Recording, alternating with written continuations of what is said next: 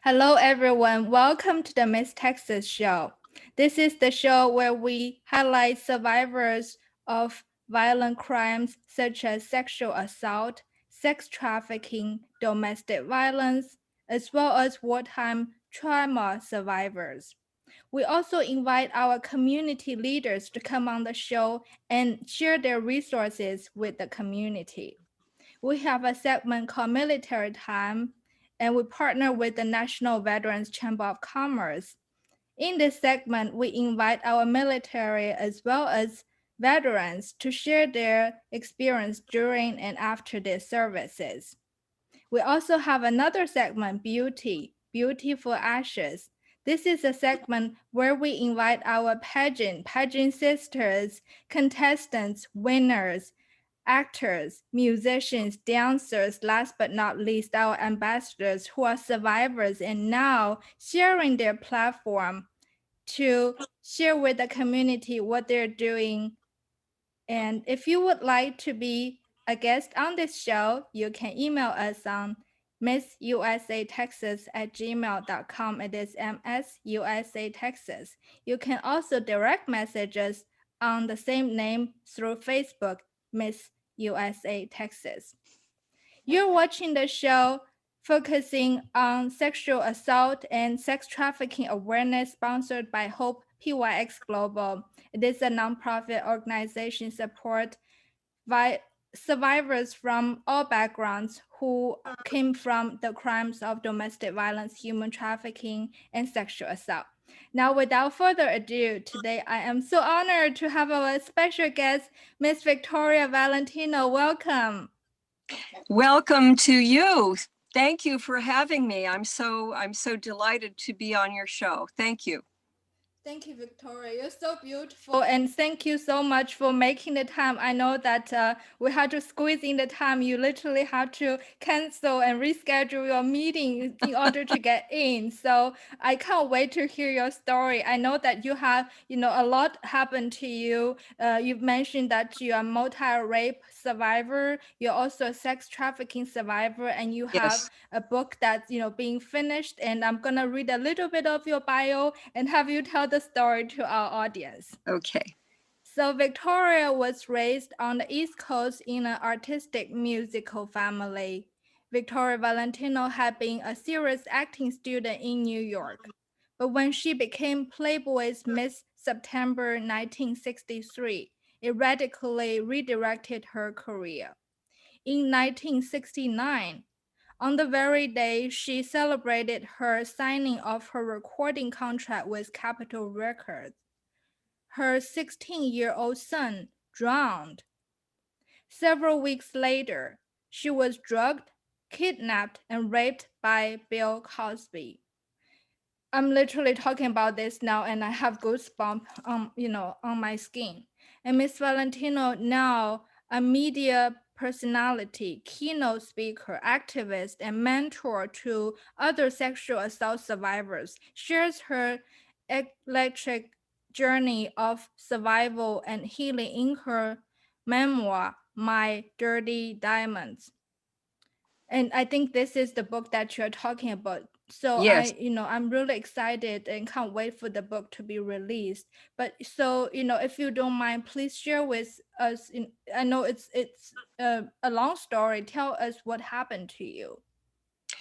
Well, it's hard to know exactly where to start, but just a quick correction. My son was 6 years old. He had just turned 6. He wasn't 16. I was 25 when he died. He was the light of my life. And when I broke my silence about Bill Cosby in November of 2014, I didn't realize that being interviewed a lot about Bill Cosby over the last 5 years or more now, I also had to talk about my son's death because they were intertwined. And so I had to deal with sort of peeling the scab off of old wounds again, not just talking about being raped by Bill Cosby, but then it brought up all of the trauma from having been raped multiple times prior to that, and the loss of my child and being trafficked. I was able to join a sisterhood that was sort of unlikely and something that wasn't a formal club.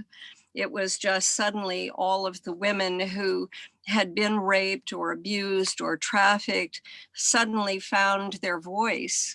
And we all came together and shared and joined forces, became sexual assault and rape culture activists. And in 2016, many of us in California, Cosby survivors and other rape survivors, carpooled up to Sacramento, the state capital, to rally and testify to the Senate Committee on Public Safety to change the law. We formed a coalition called AIRSOL, End Rape Statute of Limitations, because there was a 10-year statute of limitations in California on rape and sexual assault. And as you know, rape survivors, trafficking survivors are so afraid or unable to really talk about it. And sometimes by the time they find the courage to talk about it, the statute of limitations is up. Therefore, ultimately, they have no justice possible. And so what we did, we rallied on the state capitol steps. We talked to every media outlet that made themselves available to us. We testified, we rallied, we lobbied, we did everything we could to raise consciousness. And Senator Connie Leyva in San Bernardino County wrote a book. Sorry, that's me. Wrote a bill, SB 813, which was Justice for Victims Act, which ultimately abolished the statute of limitations entirely in the state of California. We're hoping now that we have President Biden that we might be able to abolish the statute of limitations on rape and sexual assault on a federal basis. And hopefully with good luck, Godspeed and everything else, that we might also ratify the Equal Rights Amendment, which I think is important to know that in 2021, women are still not equal under the Constitution in the United States of America. Now, that's really hard to believe, hard to swallow. And there are still a lot of women representatives who are opposed to having equal rights for all women in the country. I still can't figure out why, but they have their reasons. In any case, because of all of my media presence over the last 5 years with Bill Cosby, going to the trials and the sentencing. As you know, he is now serving a 3 to 10 year sentence. Next year, September 25th, he comes up for parole at the end of his first 3 years of his 3 to 10 sentence. He has already had a hearing to overturn his guilty verdict, but we're waiting to find out what the what the appeal will be, what the verdict will be on the appeal. We don't know yet. But I was shocked, and many of us were shocked to hear that one of the justices, a woman, kept saying that she didn't see a pattern of behavior, whereas everyone else has, not only in the media, but in the court. He is probably the most prolific serial rapist of the 20th century. And I think in doing all of that, we have, seeing all of that and being part of all of that, I think it's brought up a lot of opportunity for other women who have been raped and sexually assaulted by either celebrities or members of the community or members of their own family, or or their church or their school, to find their voices and understand that it is possible to have justice. They just have to speak out and not be afraid. And I think because there were 62 of us Cosby survivors, we were all public in varying degrees. Some spoke out in certain forums, but were not readily speaking out in the media all the time. There were a couple of us who were, and I was one of them. An Afro-Cuban artist by the name of Lily Bernard was another one, who was in her 50s, mother of 6, master's degree, brilliant woman, very eloquent and very strong in her vision for women's rights, and does incredible murals about colonialism in Cuba and the racial disparity and the racial injustice. So she and I think probably because we look good together, she with her big afro and me, the old blonde, and so we were often invited to speak in the media together. And because of that, I think we gave courage to many other women, including the Weinstein women, to finally find their voice and feel that they could at last seek justice and be heard and not be beheaded in the public square or eviscerated. And so I think we really opened the floodgates for the Me Too movement. Even though Me Too had been along before we went public, it was sort of in the background. It wasn't on the front pages. It wasn't in front of the camera every day on major media.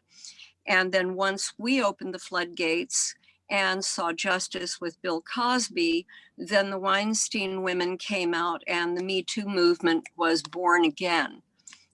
Had a facelift, if you will. And yes.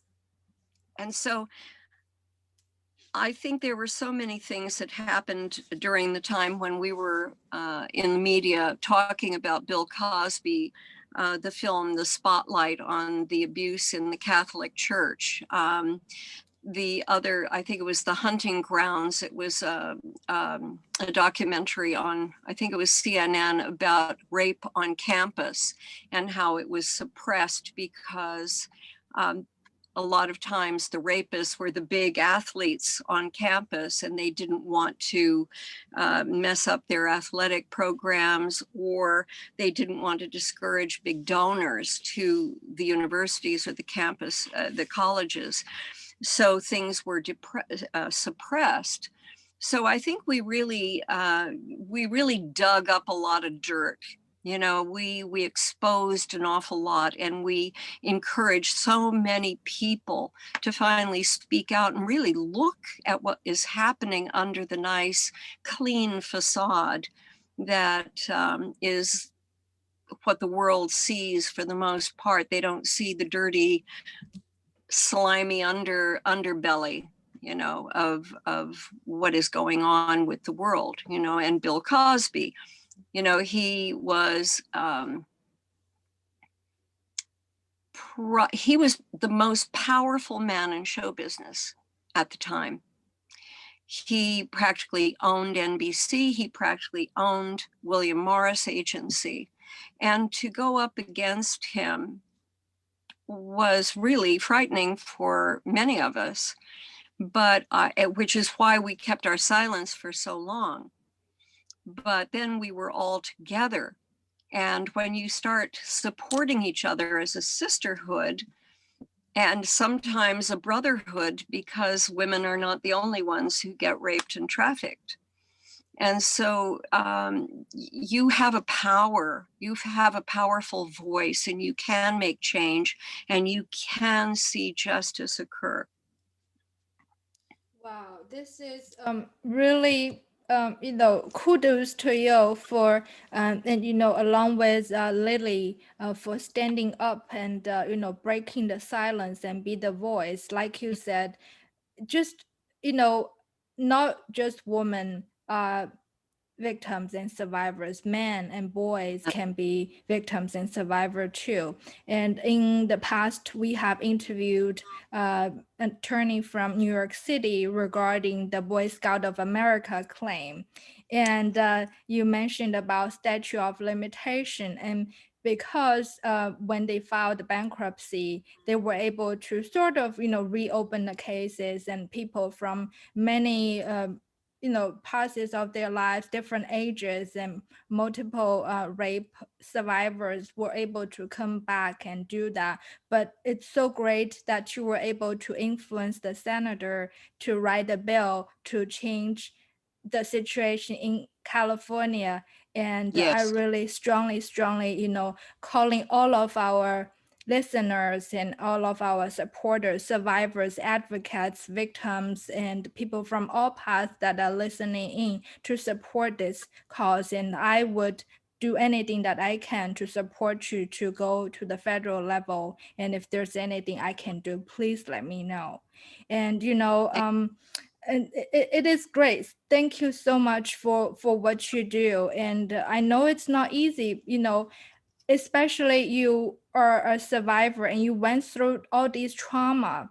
And tell us, tell our viewers like how it affects you, how it affected you. And I believe it's my understanding that, it never goes away. It's just something that you have to cope with. And I have interviewed different survivors. They have turned that into energy and power to help other people, to empower other people, like you mentioned, like to join together, the sisterhood, the brotherhood together. Please share with our viewers, like if they, haven't experienced that, what shall they hear to understand what you have been through? Well, first of all, I had experienced a certain experiences when I was a child. I wasn't physically raped, but I was emotionally and psychologically raped in many ways. And I had my mother's best friend's father exposed himself to me when I was 5 years old. And there were other incidents, later on in my teen years. And then I went away to school in New York. My goal at that time was to become an actress, a singer and dancer on Broadway. That was my dream, to perform. And I went to the American Theater Wing in the afternoon, majoring in musical theater. And in the mornings, I was going to a high school that was for kids who were in the theater, so they could do their work by correspondence if they happened to be on tour or in a show on Broadway. So at that time, I wound up dating a diplomat from Libya who was at the UN that year. The director of the school had Sunday afternoon teas for the senior girls and the diplomats who were at the UN at the time. And I don't know about any of the other girls, but I wound up losing my virginity and because of that. And I was really so naive. I honestly when I think back on it, I just can't imagine that I went for some of the lines that I did then, especially since I thought I was so grown up and so sophisticated, And now I look back and I realize how incredibly childlike I was in so many ways, but with the sophisticated facade, of I'm out here in New York and I'm dating a diplomat, but mentally and emotionally, I was really, really a child. And he left the UN to go to Europe after the session, and I got invited to our friend's wedding down in DC. A Scottish secretary at the embassy down there was marrying the financial manager of the embassy. And we had double dated, we were all friends, and they invited me to the wedding. And I wound up, it turned out it was a setup. One of the other guys at the embassy who was part of our social circle had lost his German girlfriend, and they decided they would plug me in to that empty slot without my knowledge. I was still thinking that I was engaged or connected to my diplomat fellow. And in any case, I wound up being drugged and raped. Then I had just turned 18. I was in the middle of my senior year of high school. And then I thought for a moment, once I was able to escape, because it was a really violent rape. And I was strangled and told that if I made another sound, he would kill me. And when I managed to escape from that, he made me smile before he undid all of the deadbolts on the inside of the door. And I ran out and got a cab. And there was this moment where I thought I should go to the police. But I was so young that I thought, well, I'll go over to Margaret and Ahmed's apartment because they'll protect me. After all, they're our friends and I'm here for their wedding. And it turned out that Ahmed and Mohammed had connected already. And to cover up for Mohammed, and while Margaret went to the store to get things for the wedding, Ahmed raped me again to cover up, to protect Mohammed so there wouldn't be an international incident. So that totally really destroyed me. I couldn't go to school anymore. I became very suicidal, flirting with razor blades. And I never told my parents. They just thought I was being a very bad girl in New York and ditching school. And my father pulled me out of high school and brought me home. And I was terribly ill for about 2 weeks.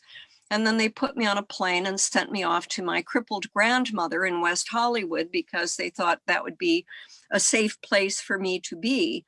But it sent me into a terrible depression. And I basically ran away and became a sitting duck for my first so-called husband, who took pictures of me and submitted them to Playboy. Excuse me.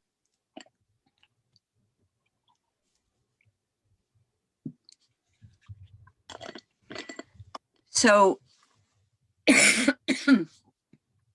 dry throat. So I'd never heard of Playboy, and I had never seen a pinup magazine even. Oh gosh, sorry. Do you need the throat lozenge or something? Water anyway.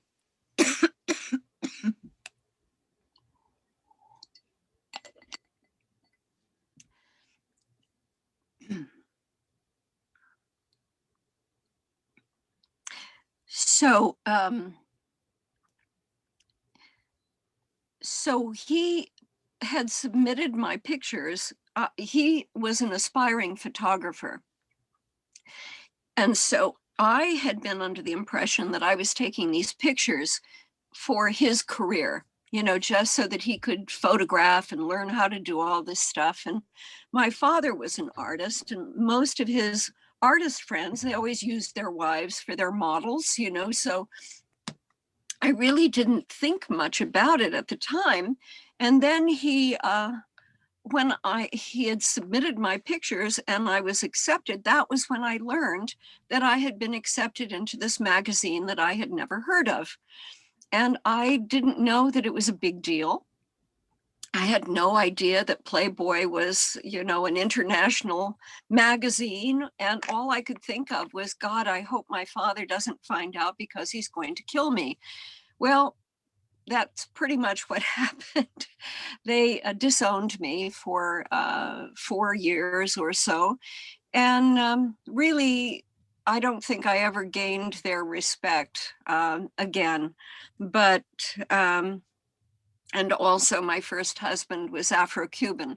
So the combination, and this was before the Civil Rights Act, so the combination of having a Black husband as well as being a Playboy centerfold really iced it. My parents were very much into classical music, opera, the classics, classical art, classical literature.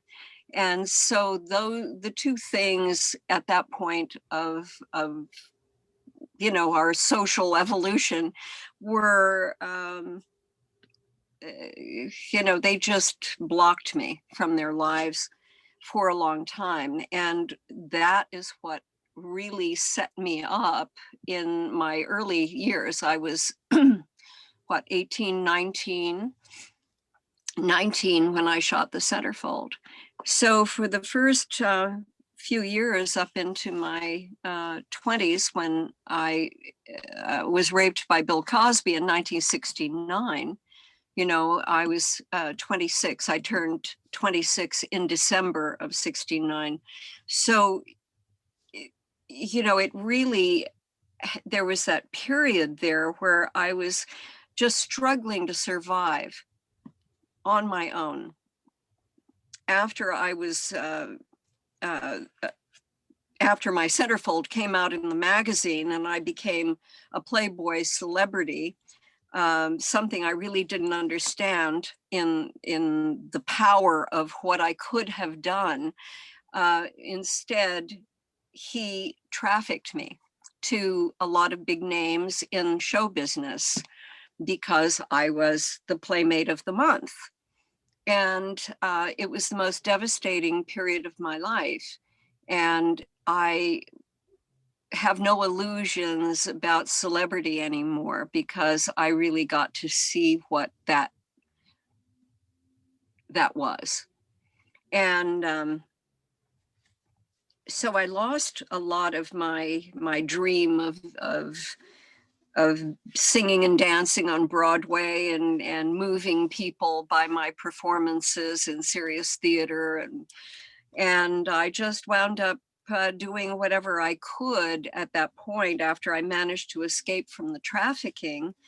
I had lost my son because I tried to escape and I was beaten up terribly for, hours. It seemed like my front tooth was broken. I still, at 78 years old, am dealing with some of the damage that was caused at that time. So I went into this sort of a holding pattern. And of course, now what I understand about what was going on in my life at that time, I was suffering from PTSD that was never addressed. I had gone to crisis therapy. I'd gone to a lot of different situations that I had been referred to, but nobody really knew what to do with me because a lot of the therapists either were screwed up themselves and tried to put the make on me, or they were so young, they were working on their master's thesis film and just wanted me to act in the film. That was the crisis therapy, And so I never felt supported. I never had anyone I could go to. And I didn't, I hadn't been able to really put it into any kind of perspective to talk to anybody. I didn't know what to say, how to say it. And so I would just keep going, trying to survive, getting a cocktail job, working in a retail store, dancing topless in a club, working in B movies, just pay the rent, support the kid, just keep going, and trying to be close to my family, but not, just really not able to do that. There was a barrier. They were not people who were communicators, for one thing. And I hadn't learned to really communicate in any kind of an effective, meaningful way. And certainly, I don't think I ever really achieved that with my parents ever, possibly more with my father than my mother. And of course, now they're dead. So, uh, I I think that my whole ability to survive had a lot to do with knowing my family history. I had come from a lot of very strong women who had overcome adversity, and pioneer women who'd come across country in covered wagons. My grandmother was paralyzed on her right side from 4 years old from polio, and then widowed after 10 years of marriage with 3 little children, just on the verge of the Great Depression.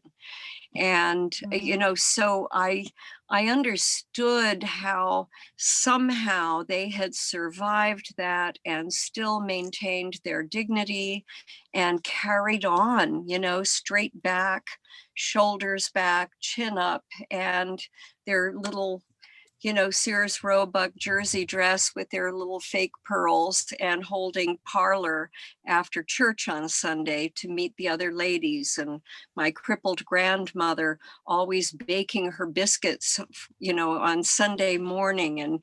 And up until she died when she was 83, which was about a month after my son died.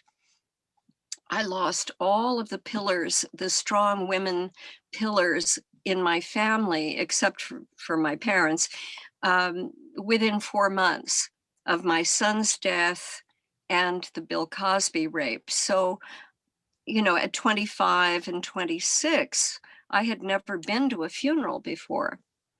And so my head was spinning, and I was just trying to figure out what to do.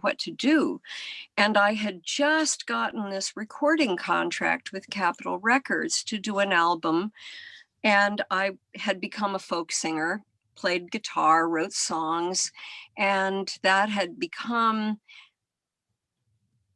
sort of the counterbalance for the years of just being objectified and only valued for this collection of body parts. I was the playmate, I was the sex symbol, but nobody realized that I had a mind, and that prior to my leaving home, I was a serious academic. I loved books, I wrote poetry, I loved classical music, all of the things that had been stripped from me when once I was raped. And then I had been stereotyped and typecast by my family. And I struggled with who I was. And so after my son drowned in the swimming pool of my music attorney, who was giving a party to celebrate the successful negotiation of my recording contract, and I just, my head spun. I didn't know what to do. I lost my heart. I lost my music. I went into the studio to record, and I had no voice. And then right on the heels of that, Cosby used my grief, because he knew about my son's death. He used my grief to get to my roommate, who he had the hots for, and drugged us both. And I basically saved her from being raped by distracting him. And then I became the collateral damage. So at that point, I just, that was it, I had to re-examine my life. And I tried very hard to go back and figure out who I really was. Who was I at my very core? Who was little Vicky, the child? Because we have to go back to that place to find out where the pain started, where the suffering, where the trauma began, and then try to heal that child first, and then work from there. And so at a certain point, I said, where was I? Who was I when I last really felt like me? And I had to go back to when I was a very little child in nature, growing up in Connecticut, in the woods. I was an only child until I was 13. And so I spent a lot of time alone in the woods, following deer spoor, crawling on my belly to the edge of the creek to watch the mink family slide down the mudslide and swim around in the pool, or just ice skate in the wintertime all by myself. And that told me everything I needed to know. That informed me that I needed, in order to heal, I needed to get back to nature, whatever that meant, however that occurred. So my music producer, who had been the lead guitar for Eric Burden's The Animals, which was, a big English group back in the day, he and his wife lived out in Topanga Canyon, which is about 45 minutes drive from Los Angeles. And it's a place where a lot of alternative people, musicians, artists live. And Neil Young and everybody was out there. Linda Ronstadt lived out there at the time. And I moved out there, and I was there for about 9 months. And I met this other crazy, messed up singer-songwriter, guitarist. And he took me home to his mother at the end of that year in Louisiana, Cajun, Louisiana. And he was a very, very difficult person. He had a lot of addictions. He was a very damaged person. But his mother gave me unconditional love. And for some peculiar reason, after my son died, the thing that I started doing was crocheting, something my great aunt had taught me when I was a teenager. And I think that actually making things, it's meditative for one thing. At the end, you have something that is a product that you can see that's useful. It gives you positive feedback and makes you feel that you have accomplished something, no matter how small. And so when I was living on the bayou, I inherited 6 nieces, and I started crocheting for them. And then his mother taught me how to make a beautiful Cajun gumbo. And since you are a Texas girl, you understand that making a roux is another very meditative process. You have to have a lot of patience and stand there and stir the flour into the oil, and it has to reach a certain color, and you can't walk away from it. You have to really be very mindful, just as you do when you're crocheting. And then, of course, I still had my guitar, so I would write songs and I would sing them to my new nieces. And my mother-in-law also taught me how to put up a lot of food, vegetables from the garden, how to go collect pecans from the trees along the bayou, and how to make pralines and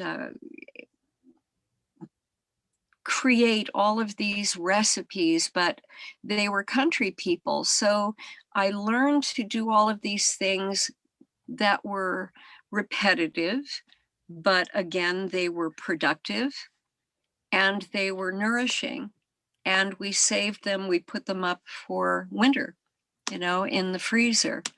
So there was this combination of meditative, practical things that I accomplished that started making me feel more well, made me feel that I was a better person, that I was able to accomplish basic things that reinforced my self-esteem. And as my mother-in-law and I would sit and chop okra, and she would sit there and her eyes would fill up with tears, and she would look at me and she would say, "I love you, Sha. I love you." And I left him a million times, it seemed like, because he was a little loony, and I would always go back for her. The contrast between his mother and my mother was dramatic. My mother was quite a narcissistic diva. And she,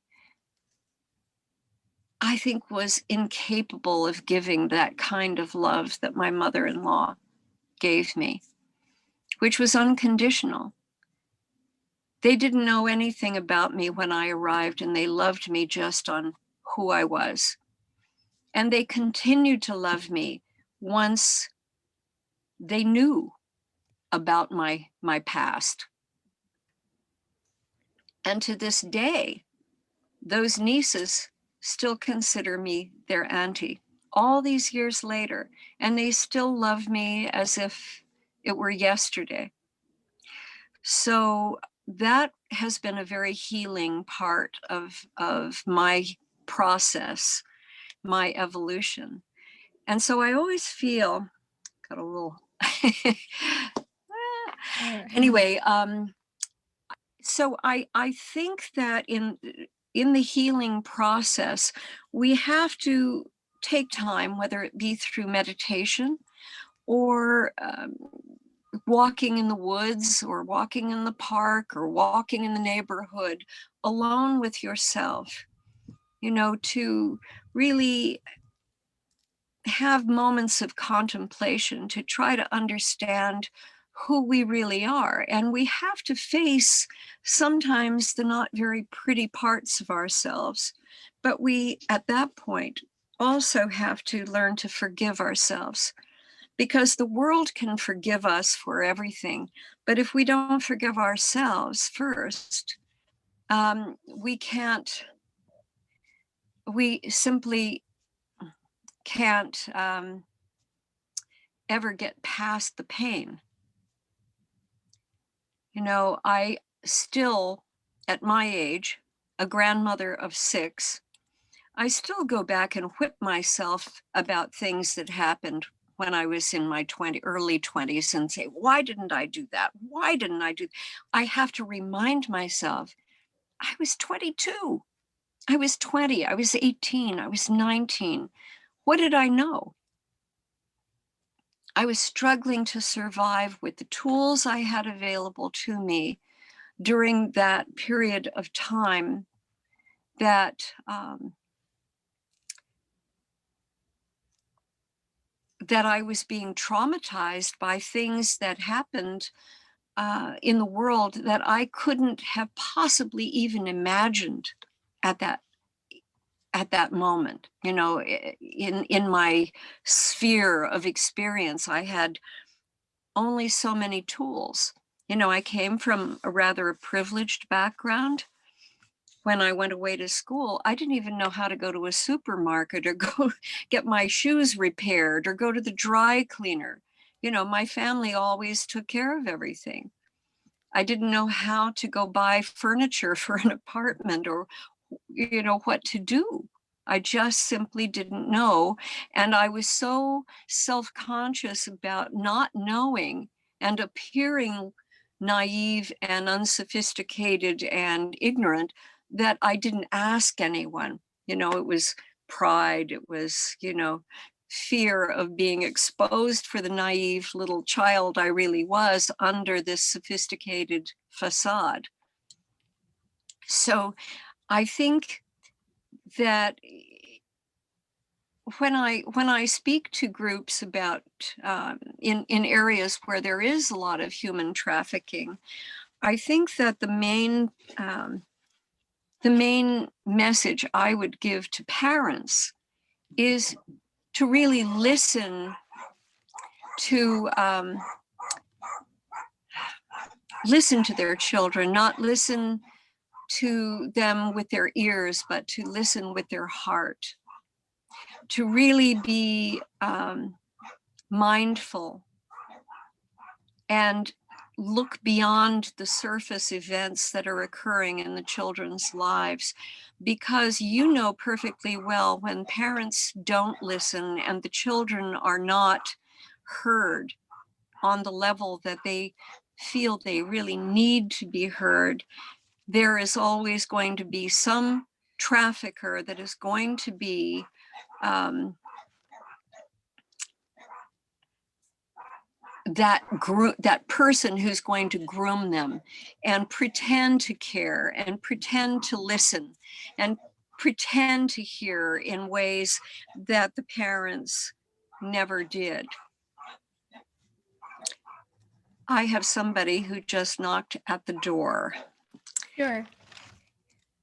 Can we take a moment so that I Yes, can tell them I'm definitely. Go ahead. thankfully we're not, yeah.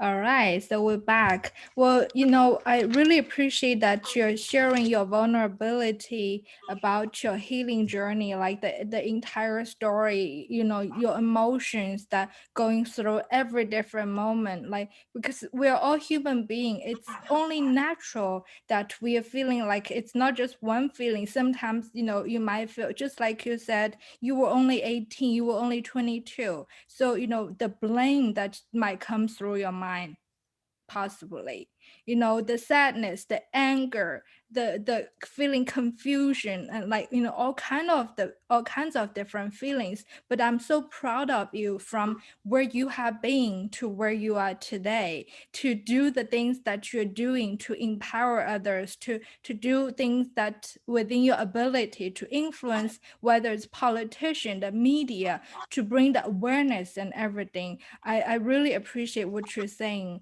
And you talked about finding the nature and who I am and the inner child. And I actually worked with different therapists through like our survivors and through the work that I do. And it's very therapeutical to find inner child, to deal with inner child.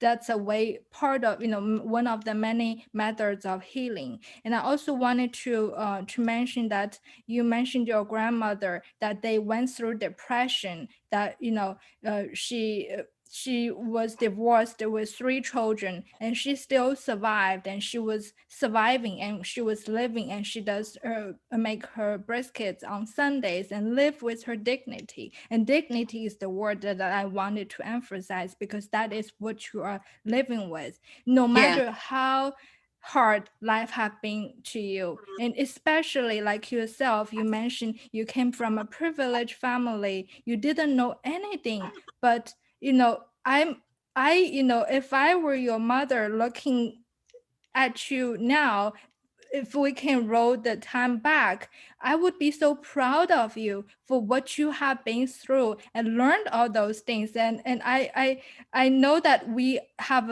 different backgrounds and different stories. And I always tell our survivors and victims that nobody's story is the same, and healing is a journey, and everyone takes their own pace of the journey. But what I know is that when I first came to this country, I didn't know how to drive.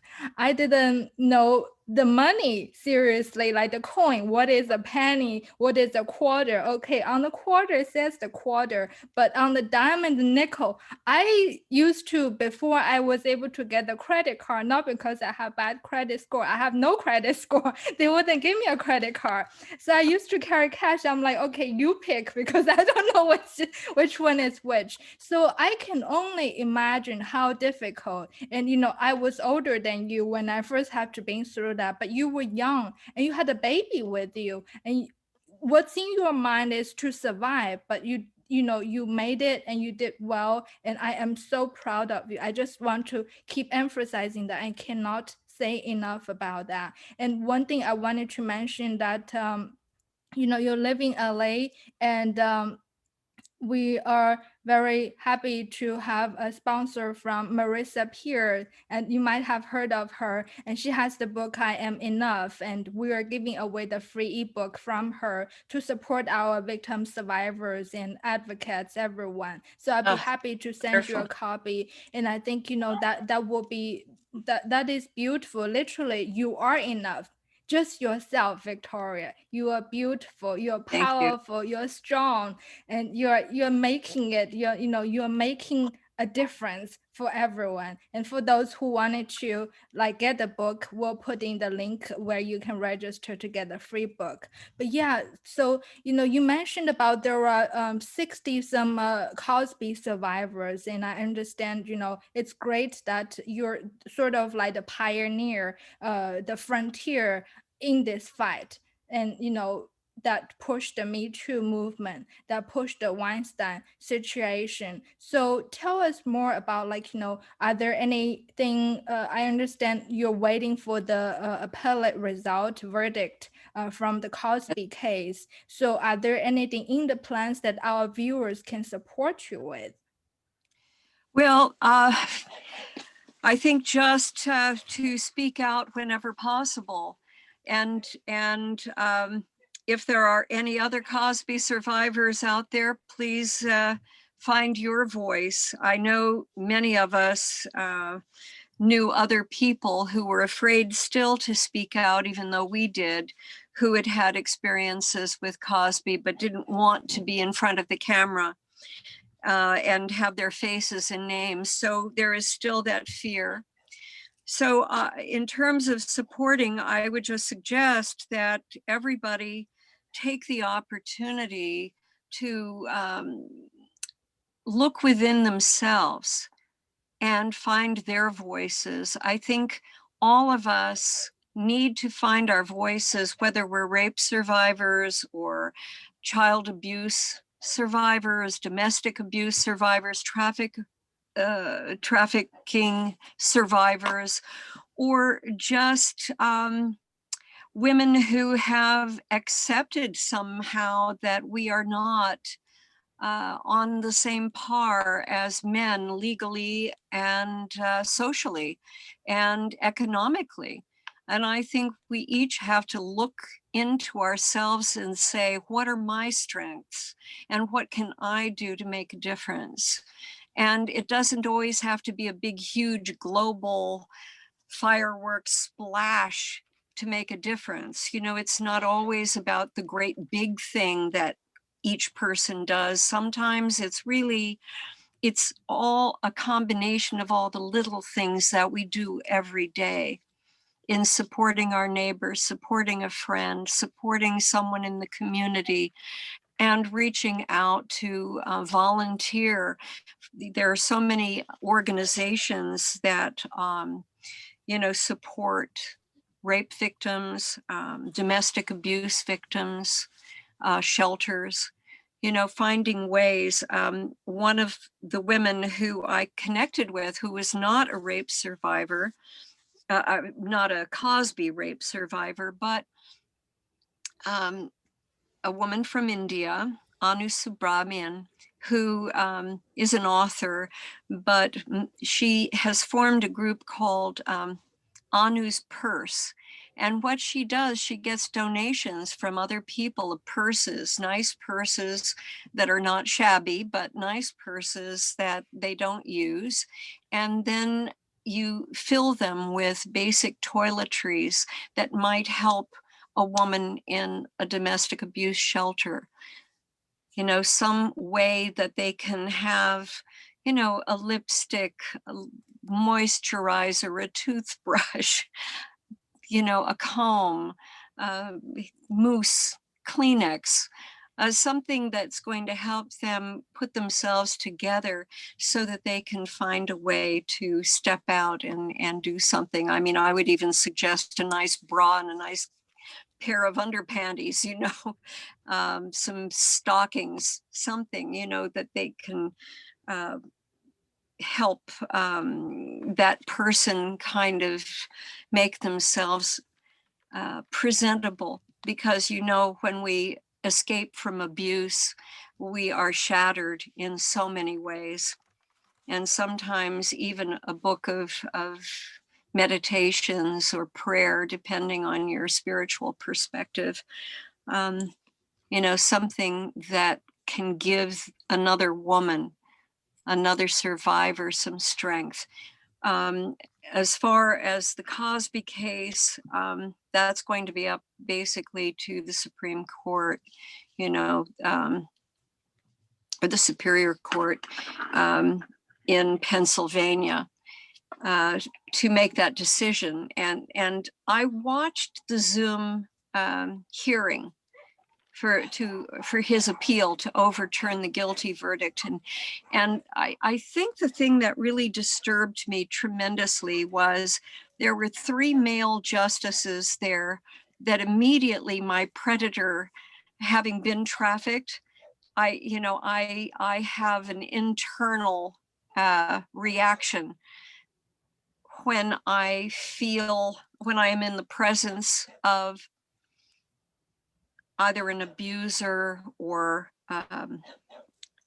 someone who frequents prostitutes, or who is some kind of predatory or patriarchal person, who is abusive on some level to women.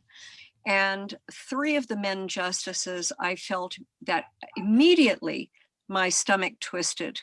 And then when the woman justice, after we had 5 of our sisters who were prior bad act witnesses in the guilty verdict trial, the second trial. The first one was a mistrial. We came back the following year and he was found guilty on all 3 counts.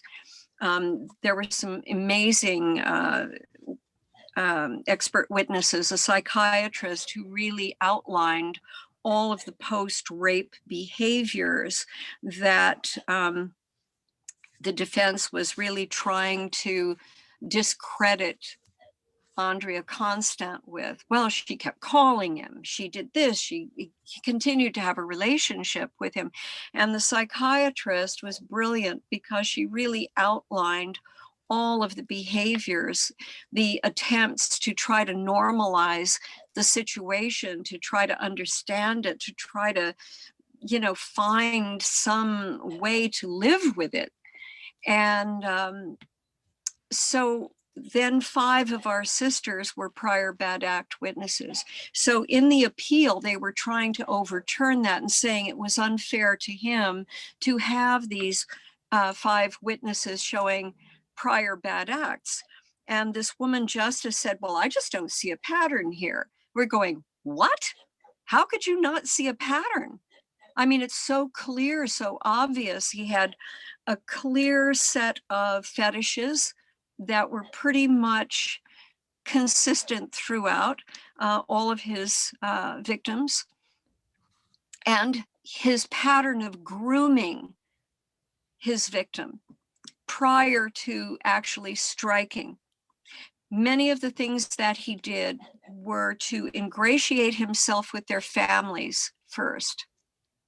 He would visit their family, send flowers to the mother, provide a scholarship for another child in the family, go out of his way to show what a lovely, wonderful, caring individual he was, so that when he finally drugged and raped their daughter, they wouldn't believe that he could possibly be that person. And so therefore, his victim would have no power. She would be invalidated. So that was a consistent pattern. And of course, as you know, with serial murderers and serial rapists, they have a pattern of grooming. And usually with rapists, 80% of rapists are not that crazy guy that jumps out from an alley and nabs you on the street while you're walking home from the store. No, they're people you know, people the family knows, people who are esteemed in the community. They are people that you trust and the family trusts. And then at some particular point, they start ingratiating themselves on a different level with their potential victim, whether it's the child or the young adult. And then when they finally do strike, they're either told, don't ever tell, or I will hurt your mother, or I will do something, you know, nobody will believe you, I will kill you, I will, you know, I will hurt you in some kind of way. And the child lives with it and suffers and begins to either lose interest in school, lose interest in self-care, become suicidal, or psychologically splits off in order to cope with the abuse that's being dished on them. So over time, they become so traumatized, but they've learned these survival techniques, you know, putting on as I did, putting on that mask of I'm sophisticated, or having, in fact, I'm getting a wrinkle right here. Or I've gotten a wrinkle from going, yeah, really? You know, because I wanted to be, I wanted to show that I didn't really believe any of this. I wanted to show that I was cynical and, you know, nobody could fool me. But the reality was they did. And you wind up not being able to fulfill your potential and fulfill your dreams because ultimately you feel unworthy, you feel ashamed, you are living in fear of anyone finding out what has happened to you, because of course somehow you have blamed yourself. If only I had done this, if only I had not done that, if only I had been smarter, if only I had said this, if only I had kicked him, you know, if only I had told somebody, except for the fact that experience in those days taught us that if we told anybody, we would not be believed. My mother told me after a family friend when I was 16 who was staying with us for the weekend grabbed me in the hallway outside our kitchen when I had gone down to get my little mug of milk to take up to my bedroom before I went to bed. And he was standing there and he just leaned into, and I thought he was going to, you know, give me a little cheek kiss. I'd known him since I was in 4th grade. So, and I knew his lady friend that he lived with her mother. So, you know, I never thought for a minute that he would suddenly grab me, bend me backwards and stick his tongue down my throat. And I was so disgusted, and I just ran upstairs and hid in my room. So the next day, because my parents had already gone to bed and closed their door, the next day I told my mother, and her reaction was very bizarre. She said, well, you know, you seem to attract that kind of attention. So the following night, that night, I went upstairs to bed, and I was very careful to make sure that he wasn't around when I went down to get my milk, because it was just something that I always did before I go to bed. I still do. Isn't that crazy? When I came up the stairs, my bathroom, which I shared with the guest room, he was standing in the bathroom with the door cracked open in front of the wash basin, totally naked. Well, I had never seen a man naked except for one really brief moment when I was 5 years old, when my mother's best friend's father dropped his drawers and wanted me to wash his privates. And that traumatized me, and I dropped the washcloth and ran. And then when I told her, and this, remember, I'm 5 years old, and when I told her what he had done, Uncle Charlie, she pretended to tickle me and make light of it, and then put a pillow over my face, and I was suffocating and flailing. And then when I couldn't breathe another minute and I was just flailing around, trying to breathe, then she took the pillow off my face and said, "Go home, you're a bad girl." So at 5 years old, when something like that happens, and you think, when I do tell, this is what happens to me. So you're afraid from then on out to really tell. So you start developing other symptoms. So you go, "Oh, I have a headache," make that little boy go home, whatever, just because you start, I know there's a medical term for it, a psychological term, but I can't think of it right now, where you start sort of transforming the trauma or the traumatic reactions into physical symptoms.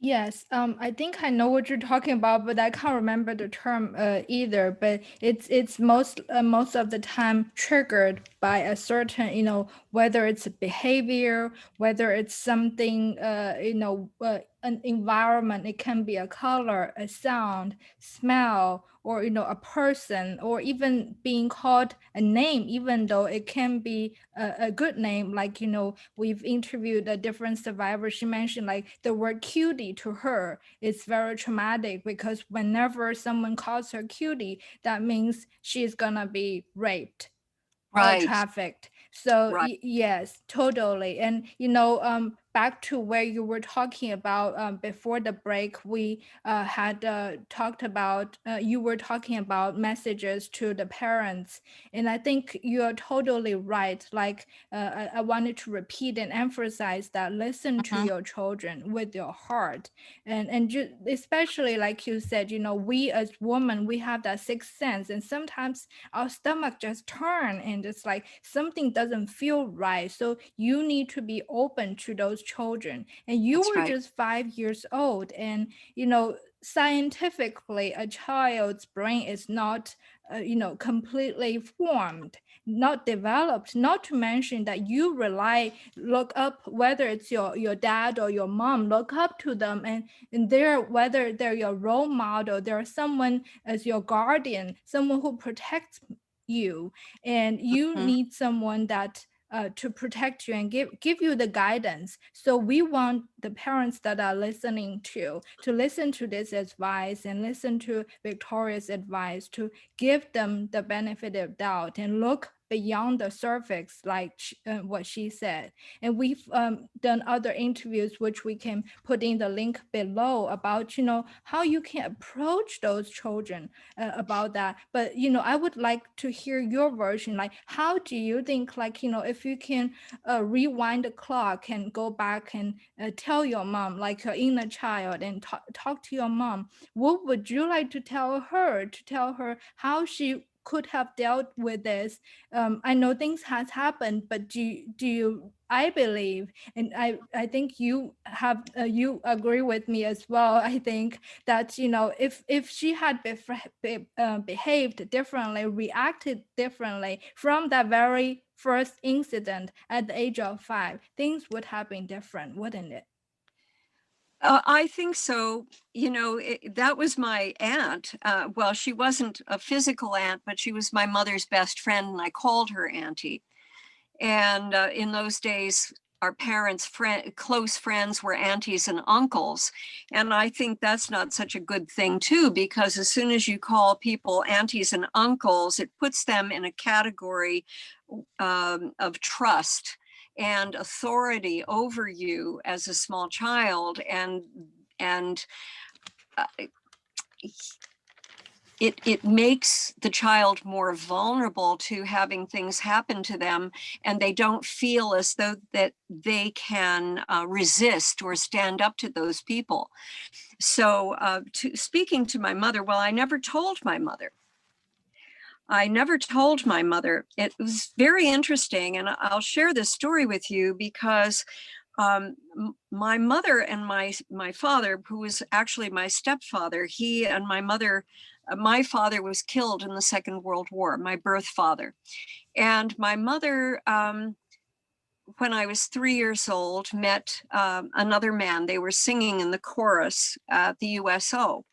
And they wound up falling in love, and they moved. He moved to Nevada to get a divorce from his first wife, whom he was actually separated from, and she couldn't stand being away from him and couldn't wait. So she packed me up and took me to live with him. And so for 4 years, they were living together, not married. Of course, I didn't know anything about that until I was actually 19. And so he had been, he was Sicilian, and he had had a pretty screwed up family life too. So he had a very bizarre relationship to sexuality, as did my mother, who was very reserved when it came to sexuality. And so when this happened, I think that, well, first of all, I had never seen him naked. You know, he never went around with, I think in the summertime, maybe his trousers and no shirt, if, outside, like so many men do. But there was never anything sexual that I ever saw. And so after that incident, I started becoming curious. And he went into the bathroom to take a shower. And I started running and peeking through the keyhole out of curiosity. But then I'd get nervous and I'd giggle and I'd run away. And he got very, very angry. And he said, "Okay, open the goddamn door." Well, I didn't want to. Water. Sorry. No, you've been talking. Please drink some water. Also, I have recovered from COVID. Oh, okay. And I still have a little bit of a residual cough from it. So I'm kind of dealing with that. Plus, I don't talk to many people at this point, except for the dogs lately, because we've been sheltering in place, Yes, definitely. Well, I didn't know that you caught COVID, but I'm so glad that you're recovering. And please Thank you. do a lot of self-care.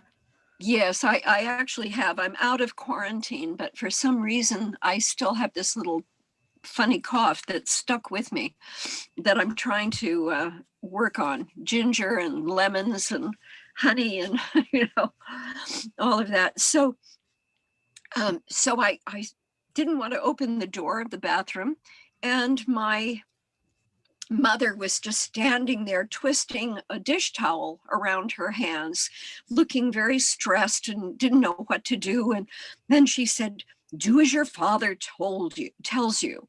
And so I opened the door, and he threw back the shower curtain and stood there naked in front of me and said, "Okay, look." Well, I was just in shock. My eyes glazed over. I just had this kind of fuzzy image. But I think at that point, there were a lot of other things that had happened before that in relationship to him, as well. But I think, I've tried to analyze how I kept having this sort of domino effect in my life of falling into relationships with abusive men after I left home, after the rapes in my senior year of high school. And then it was just one series of abusive relationships after another for several years.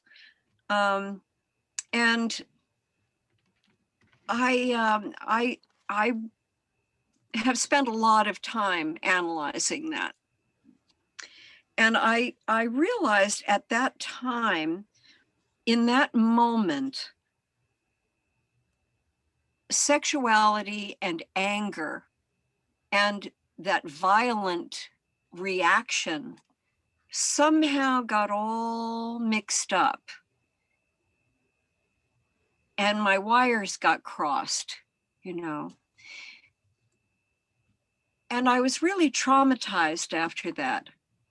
And I think that somehow violent anger, sex all got pushed together. And I never had an opportunity to see sexuality in a lovely, loving, caring way. I didn't know it in any other way after I was 5 years old. So this little boy came over to play one day after that, and we were out in the backyard, and he went to take a pee-pee against this little tree in the back. And when he unzipped his pants to pee, I got so upset. It just triggered everything. I ran in the house and I threw myself down on the sofa and told my mother, make him go home, make him go home. I have a headache. So that was at 5 years old. Now, before we had moved to New York, this happened in New York in 1947, I guess it was. And so before that, when we were in Nevada, for some reason, I guess I was acting out. We had all been playing outside and gone to this cattle watering tank where the children were not allowed to go, and we got caught. And all of a sudden, he tied me up with my arms, my wrists tied to my ankles, and I was on my tummy on the floor, struggling. I mean, I'd never experienced anything like that in my life. And I looked up to my mother to see if she would help me. You know, why is he tying me up? And I was struggling, and they were both sitting there watching me struggle, laughing. They thought I was very amusing. And I was red-faced and crying and laughing, crying and struggling to get free. And then finally they let me go. And so I had to have been about four and a half at that point. And even younger than that, my mother loved to humiliate me. That was her whole idea about punishment of a child or disciplining a child, was humiliation. So from an early, she would make me get down on my hands, on my knees, and hold my paws up in front of her friends and the aunties and everybody, and make me bark like a little dog if I wanted anything. And she would point her long red fingernail at me and get that Hollywood 1940s smile on her face, very shiny white teeth, red lipstick, long red nail, and there was a sadistic element to the smile. She loved the control, she loved the power, and she loved the idea of humiliating somebody who had no power against her. So it started when I was very young. And I had to sort all of that out, you know, as time went on. And it was just one thing after another, and the powerlessness. And I think I came to the conclusion at some point that really, no matter how I tried, deep down inside of me, I had this anger. You know, as much as I tried to be a lovely, loving, caring, flower child in 1967, the summer of love, all of those things. Underneath was this impotent anger, this powerless anger that I had never really addressed because I never really saw myself as an angry person. But I realize, in all the years that I've had opportunities to self-examine, that I really was very angry. And I would react in sarcastic ways to people. But I never really could talk about why I was angry.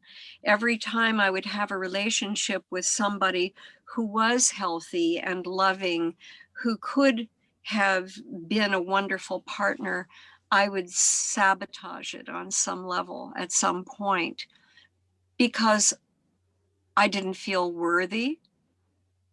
I didn't feel worthy of happiness. I didn't feel worthy of having a good life or a caring man in my life or a caring family, because that's not what I was used to. They say when you find somebody that makes you feel like you're at home, turn and run the other way. And in the case of children who come from homes where there is abuse, whether it be psychological, emotional, spiritual, or physical. In my case, it was a little of everything, but it started really with a psychological abuse from the time I was very little. So, when you're talking about people who have grown up with that, you really have to start at the very beginning and build them up. You have to get to the foundation and say, where did all of that start? And then you have to bit by bit undo it and help them work through those places where, like, why was I forced to be on my knees? Well, years later, I guess I was in my 30s, my birth father's sister confronted my mother about that in front of me. I never knew that she was one of those people because you understand I was about 2 years old, 2.5. So I just remember there were other women there in the living room when she did that to me. But I didn't realize it was my Auntie Pat. And she confronted my mother. It was her way of letting me know that she supported me and was advocating for me in the only way that she knew how. And my mother just laughed it off. And I had stuffed that experience so far back in my consciousness that when she said it to my mother, I didn't readily remember the behavior, but I immediately was washed with this whole feeling of humiliation and mortification. And then all of a sudden it came back to me. Wow. And then I was just so grateful to my aunt because I knew then that I had a friend, I had somebody who really did see and really cared and was only able, even at that point, to be able to stand up for me, finally, even though I was already in my 30s. So I think in therapy, or if you don't go to therapy and you are victimized, you have to help your patient, or help your sister survivor or your brother survivor, or help yourself, sit out in the woods alone on a rock with the sun and the birds and just be alone with yourself and try to go back into those places in ways that can get to the kernel, the core of where your feelings of unworthiness, of pain, of suffering, of shame, of blame. Where did that all start? And once you start getting to that core and forgiving that little child, saying, baby, you had no idea. It wasn't your fault. It was not your fault. You just happened to be born into a situation with a lot of people that were not well. You started out well. So well When said, we're Victoria. born, we're gifts from God. We stand before the world innocent and pure. Yes, thank you for sharing this so much. I think this is so essential because you literally answered my question. I was going to ask you, you mentioned about PTSD and people who are dealing with it, but back then when you went to therapy, you weren't not able to have people who happen to be trauma informed and to deal with you. So I think these information are really, really great information. Unfortunately, we have to end the session soon, and you have so many, good information. I think we're gonna want to bring you back again to talk more, Yeah. and to our therapists, and in particular, and to the people, whether like you say, aunts, brothers, sister, husbands, wives, the support system, how they can support them. And we want to mention that Hope PYX Global has a support group, which we will put in the comment section below, so you'll be able to go link, and it's free, and it's for everyone that are victims, survivors, their families, advocates, and therapists, and faith groups, everyone that want to be part of it. And we also want to mention that this show is promoting hope, love, and unity, and it's a safe platform, a voice, like Victoria said, find your niche, find your voice. Whether you're, if you're willing to tell your story, this is a platform for you. If you're not ready, join the support group, and there are people out there like yourself, and you can share your stories and start a healing journey together. But I wanted to thank you so much, Victoria, for sharing your story, and let yourself be vulnerable to us and share the story, from when you were so little, and so many valuable input, the experiences from your own self, from like the grooming tactics that are not normally talked about, to how the parents, how their support system should value. So I really want to thank you so much, Victoria, for your time. And Thank you. we're going to want to know, I want to know when your book is coming out. Is there a way we can maybe find a link? Can we link where the book will be for our audience? Well, I'm in the editing process right now. We've been working on it, and the book is finished. It's called My Dirty Diamonds, The Repurposed Life of a Playboy Icon and Cosby Survivor. So as soon as I have a link to share with you, believe me, you'll be the first. Thank you so much. I know I cannot wait to read the book myself, and we will certainly link that in the comment section below. But thank you again so much, Victoria. Keep up Welcome. with the great work that you're doing, and we'll be in touch with you again soon. Excellent. Thank you so much for having me, and God bless you for your work. You're doing a good thing, so important. Thank you. You too.